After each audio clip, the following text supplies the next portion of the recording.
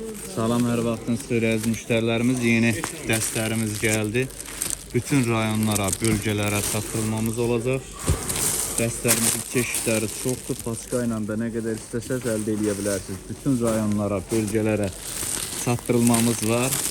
Hər cür çeşidlərlə, rənglərlə əldə edə bilərsiniz. Bir-birindən də gözəl dəstlərdir. Yeni gəlib.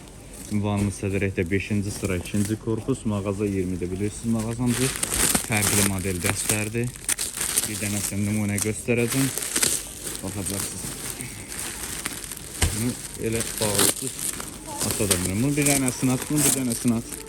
Bunun bir dənəsini tez at. Rəngləri çoxdur. Həddindən artıq çox rəngləri var. Nə qədər istəsəz sayla da götürə bilərsiniz. Modelləri fərqli-fərqli şəkillərini qrupda paylaşmışam. Görürsünüz və rengi olaraq, çeşid olaraq çoxdur rəngləri. Bütün çeşidlərindən əldə etmək mümkündür. Ünvanımız Sədərəkdə 5-ci sıra 2-ci korpus, mağaza 20-də. Yaxınlaşıb əldə edə bilərsiniz. Hər razmerlə çeşidlə qrupumuzda da görəcəksiniz, paylaşırıq.